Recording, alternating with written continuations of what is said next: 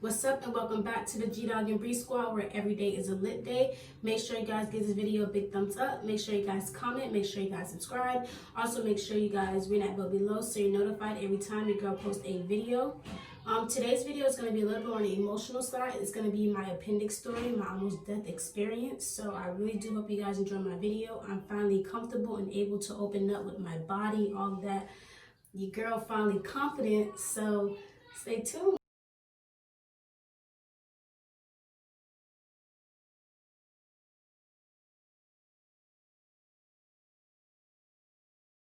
Started on a Thursday afternoon around, I had to go to work around 5, I believe. So I would say around 4ish, I was feeling the pains in my stomach, but I was thinking it had to just be my period coming on because I usually get cramps before it comes on. I know that's a little TMI, you guys, but we all family.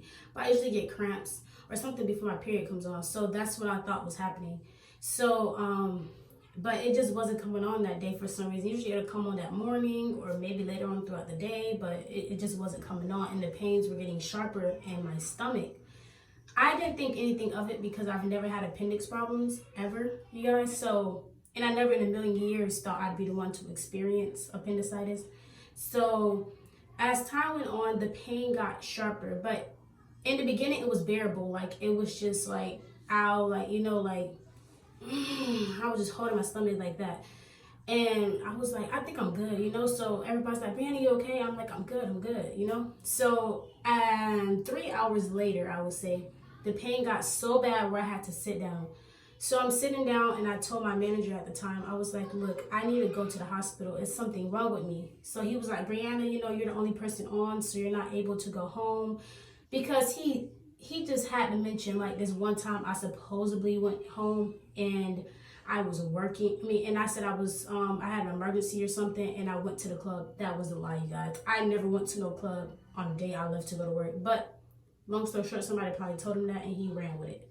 So he wouldn't let me go home because he probably thought that's exactly what I was about to do. Maybe I was faking the pain. I don't know what the case may have been. I don't know. So time goes on and it's now like 11 o'clock. I've been dealing with this pain since 5, you guys. Bear with me, since 5. So it's to the point where even guests started to realize like something wrong with her. So they was like, are you okay? Are you fine? So, cause I'm sitting down, I'm holding my right side of my stomach. I'm like, oh my gosh, you know, like I'm in so much pain. So eventually my manager, I ain't gonna lie, you guys, one of my friends came by and I smoked that ganja a little bit cause your girl had to do something to get rid of that pain and not think about it, but that didn't even work. So that's when I went to the hospital. I was like, it doesn't matter, I'm leaving. I have to go to the hospital. I would get a hospital note, whatever the case may be, but I'm about to get a hospital note because I have to go. So I get in my car and I'm trying to drive, but I realize I can't even drive. I'm in so much pain, I can't even move my legs. Like I'm so weak, I could barely walk. And it took me so long to even get to my car. So with appendicitis, you have to realize once you're losing, like, I don't care. If you guys have a sharp pain in your stomach and it's unbearable, go get it checked out. Don't do what I did. Do not make that same mistake because that's why my appendix burst. I probably could have prevented all of this if I would have just went to the hospital earlier and went with the first thing I thought. So anyways, like I was saying, I went to I ended up finding someone to take me to the hospital, my baby father at the time. He took me to the hospital and I get to the hospital and I'm not thinking appendicitis still, you guys. Like I was looking it up, you know, Google scares everybody. So I'm on Google and I'm like reading things up like what my symptoms that I'm having, and appendicitis, like there's no way I got appendicitis. There's no way. So I'm like, okay, it might just be like a bad like stomach ache. I don't know what it is. It cannot be appendicitis because Google likes to scare people, like I always said. So I get to the hospital and they ask what my symptoms are, and I said I'm having like pains in my right side of my stomach and it's hard to walk. And at this point, you guys, I'm in excruciating pain. I'm screaming, I'm crying. This feel like I'm in labor all over again, you guys, like, but 10 times worse. So they're like, are you sure you're okay? Because this sounds like appendicitis. So when the hospital said that, I'm like, there's no way I'm having appendicitis. So they was like, we have to rush you into surgery because it's probably burst. And I was like, what? So mind you guys, I never prepared to have a surgery and I hate getting put to sleep. So they're like, you have to go into surgery because if you don't, you could die. So I'm like, how long is the surgery gonna be? So they was like, it's like a 45-minute procedure. So I'm like, oh, okay, that shouldn't be too bad. They said it's gonna be 3 cuts at the bottom of your stomach. But if it burst too much, like, well, they thought that it was like it just ruptured, but it was already ruptured previously. But no one knew like that it already ruptured earlier. So that's why the pain got so bad, because it was already ruptured and it was expanding. So as I'm in the hospital and I go into so I'm in the hospital and they put me inside of this room to start preparing for the procedure room. So I would say maybe 3 hours later, they put me into surgery.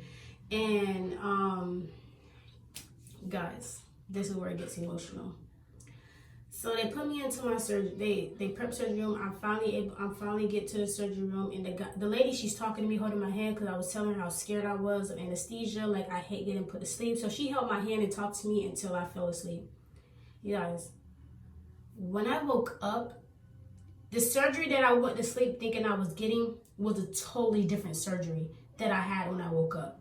So what had happened was, my appendix burst so much it expanded, so it was too swollen that where they couldn't cut me. Well, let me show you guys a little bit. They couldn't cut me right here, like at the bottom. So as you can see, this scar is pretty long. So they couldn't cut me just like 1, 2, 3. They tried right here, as you guys can probably, let me see.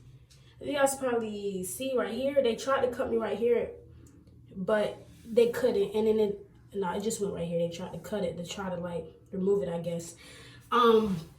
So when that didn't work out, they realized they had to cut me in half. They had to cut down my whole stomach like this. Like from here all the way down here is where the surgery happened. And when I woke up, all I know is there was a big white, I'm gonna show you guys a picture of it too. There was a big white, I don't know what you call it. It's like that white gauze stuff down my stomach. And I was crying. I actually started praying. I was like, this can't be. So here's a picture of what my stomach looked like with the white thing on it.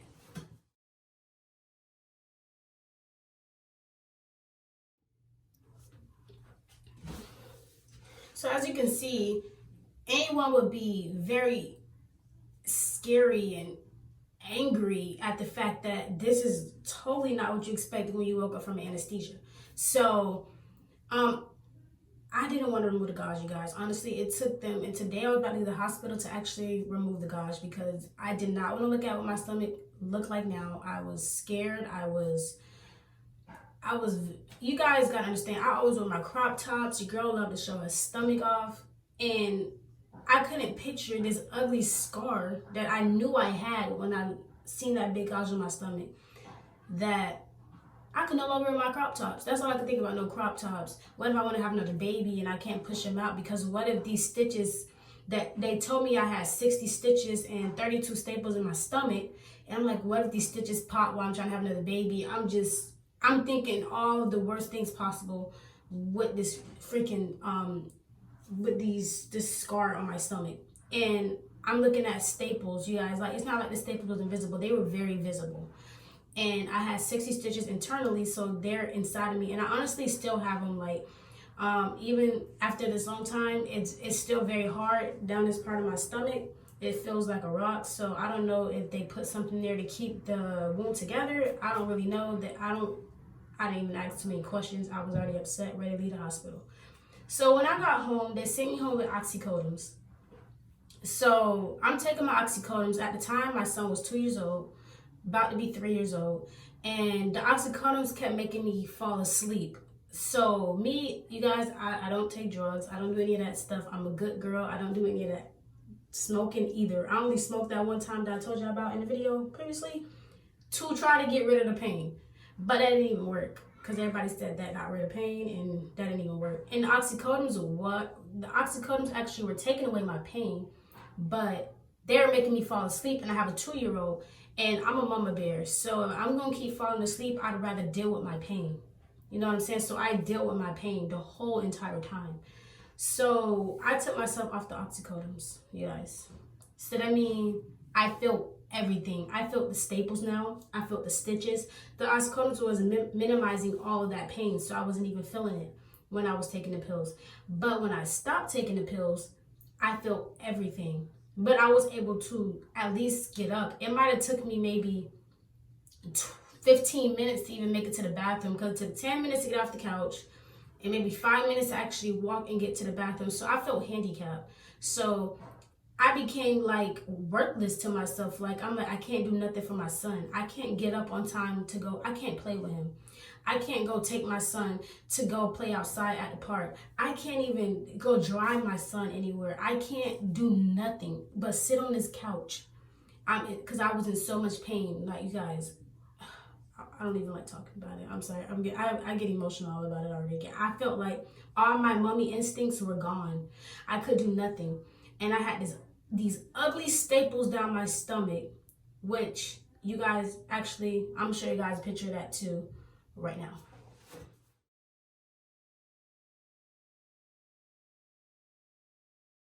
So as you guys can see, the staples were very visible, and I couldn't pick up my son either because it could pop them out. So nothing over 5 pounds I could lift. So you know what that means? I can't even go to work.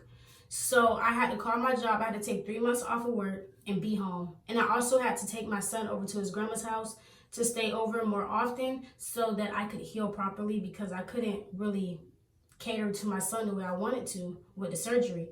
So I sent over to his grandma's house so that I could heal properly. And I also ended up, trying to self-heal, learn how to walk again, learning how to do all of it again. Because you guys have to remember, I honestly lost full strength in my legs, so I couldn't even walk like that. It took me a very long time to learn how to walk, maybe like 2 months to get back walking again. I got very insecure and very depressed. I'm not gonna lie to you guys. I was extremely depressed. I was crying every single day. I was looking at my stomach at like, oh my gosh, look at how this looks. This looks very ugly. So I'm so used to like no bruises on my body, and I have this big scar. So any girl like me any female in general that's already a little bit insecure, and then you get a big scar, and you're gonna get even more insecure because now you got this permanent scar that's gonna be on you for the rest of your life. That's how I looked at everything. So I became very depressed. I'm not gonna lie to you guys. So this is how it looked after the staples got removed out of. As you guys can see, the staples are removed. They were removed out of my stomach. The scar looked a lot better than it looked before, but it was still an ugly scar. So after 3 months, it was a 3-month healing process. I was finally able to walk again. I was finally able to go back to work after 3 months. And honestly, what I learned through my whole experience was that it doesn't matter. I have a good heart, and even with this scar, I'm still beautiful. And that's what I learned through myself. I'm still gonna be beautiful with or without this scar. I have, as long as you got a great personality, as long as you care about people, as long as you aren't evil, the way a scar or even a scratch or whatever appears on your body should not define who you are. So don't ever let something so small, and even though I'm very insecure still a little bit about my belly, I'm still here and I'm still living. So without that surgery, I would have probably died. So I hope you guys enjoyed my video. I hope you guys be very careful when you have any of these symptoms. It doesn't matter if it's a sore belly. It doesn't matter if it's just sharp pains anywhere in your body. Go get checked so this doesn't happen to you. Please, go get checked. Go make sure you're okay. Care about your body. Don't ignore signs. Just go get checked. So with that being said, that sums up today's video. I really hope you guys enjoyed it, and I'm really happy I was able to finally come out and show you guys what I went through, my experience. You guys are family, so I'm finally able to open up about it now after 1 year and 2 months. So you guys stay tuned for my next video. The next video won't be as emotional, you guys.